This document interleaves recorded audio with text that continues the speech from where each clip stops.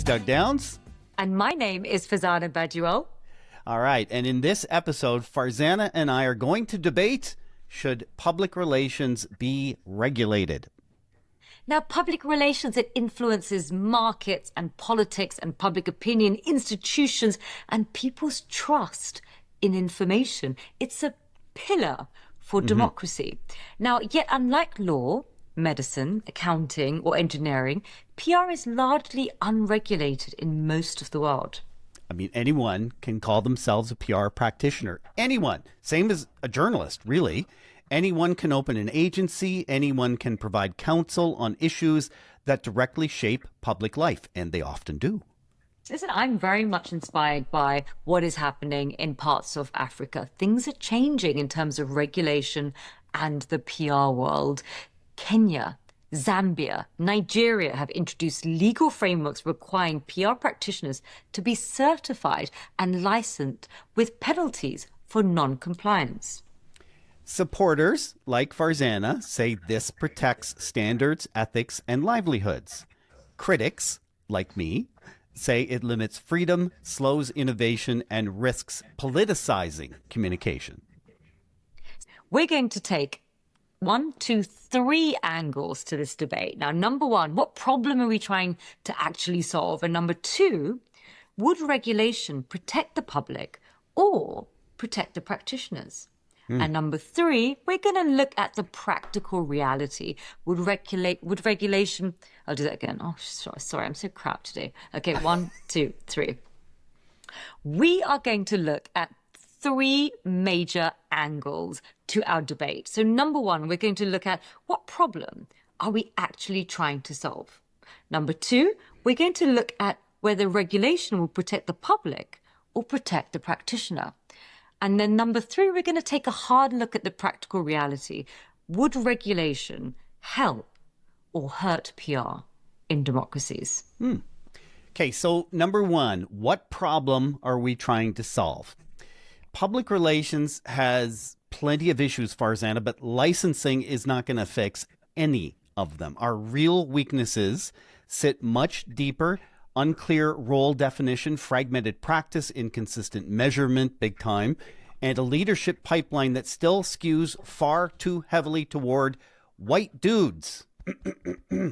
That lack of diversity affects strategy, perspective, and the kinds of voices elevated in the industry, a structural flaw that no licensing system is going to magically solve.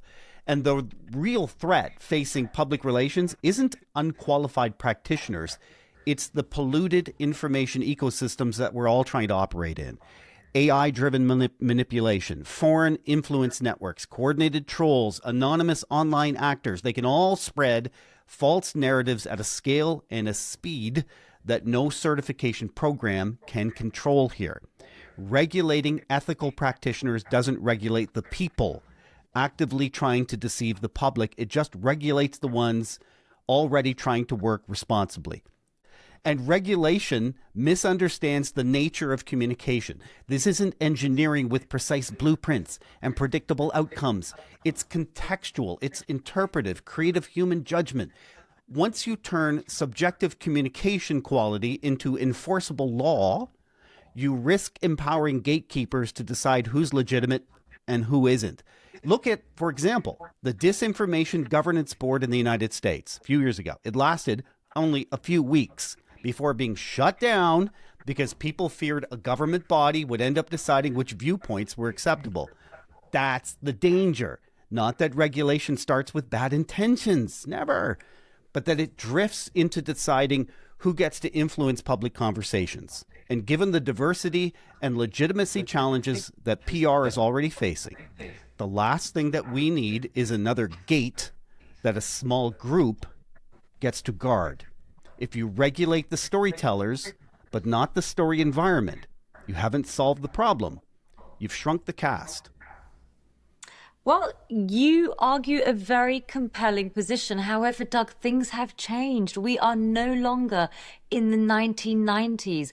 We are in this world where, back in the day, we couldn't, as PRs, put information into the ecosystem, we had to work through gatekeepers like journalists, and social media didn't exist.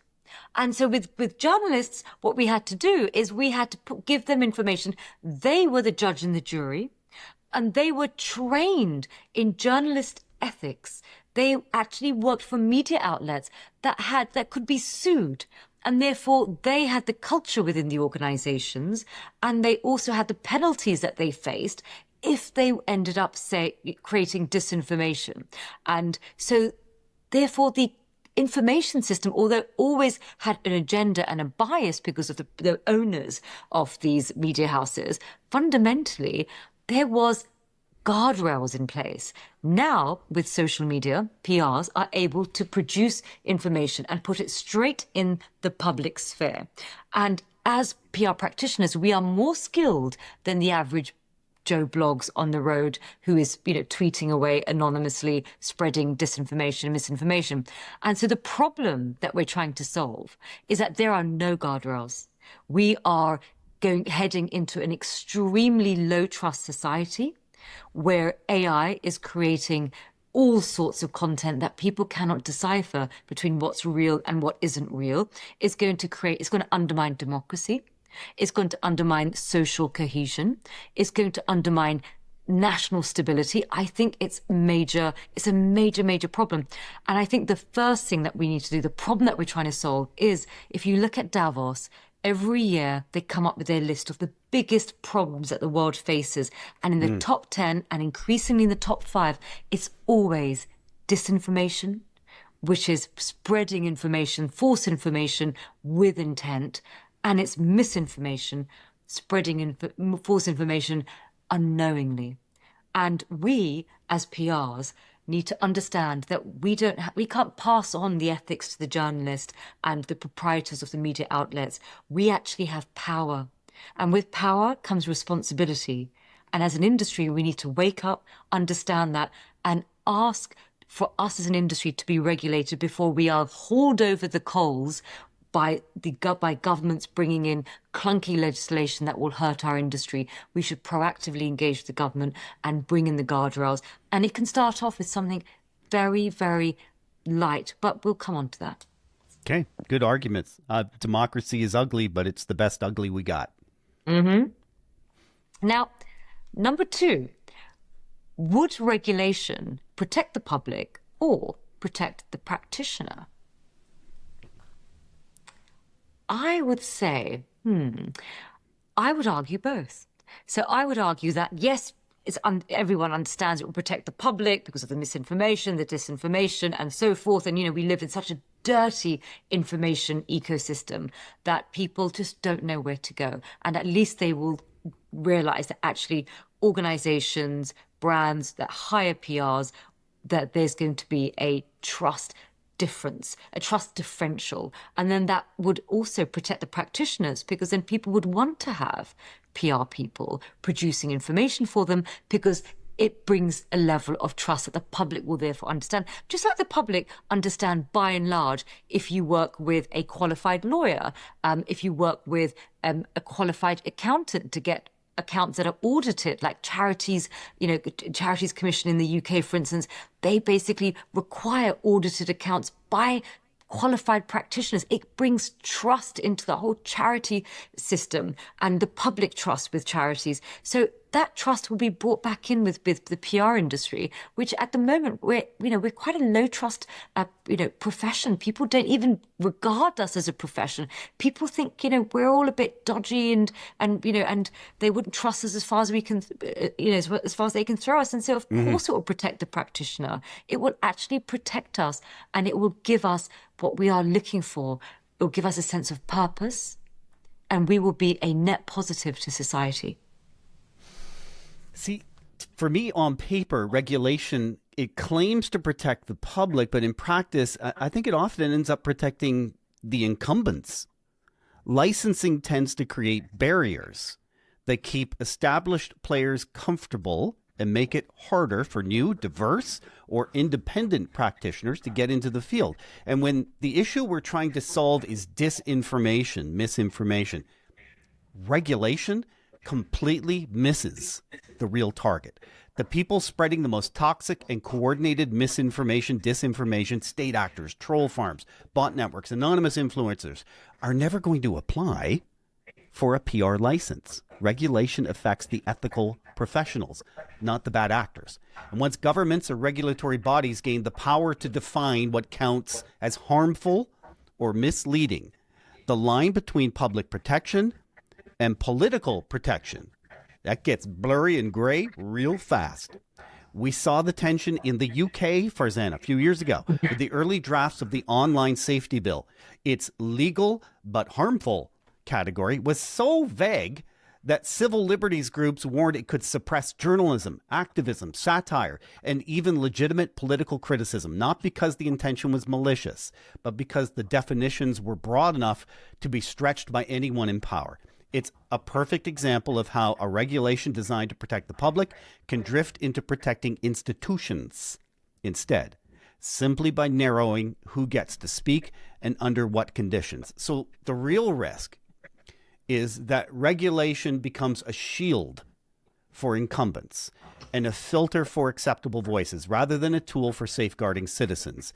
The more you raise the regulatory walls, the more you push out the challengers, the independents, the new thinkers, the uncomfortable truth tellers, the people who often serve the public best and the most.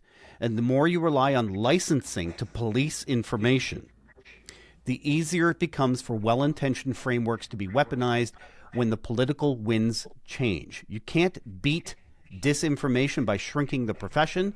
The people spreading lies aren't lining up for certification. Now, Doug, you raise a number of valid points. For instance, will it end up raising barriers to entry and therefore kill the individual practitioners as well as the small businesses, which are such the lifeblood of the PR industry? Now, you seem to think that it's very binary, that it's very black and white. You're going to have huge regulation or zero regulation. It's not like that. You like something in between. Well, yeah, it's going to be the Goldilocks approach, right? Not too hot, not too cold, the bed not too soft, not too hard. And it's really about bringing an initial level of regulation, which, for instance, could be something as simple as signing up to a code of conduct. I want to feel free to choose the bowl of porridge that I want to choose. I don't want somebody telling me that's too cold or that's too hot, but that's me. Number 3. Would regulation help or hurt PR in democracies? The core question with regulating communication is simple. Who ends up controlling expression? That's it.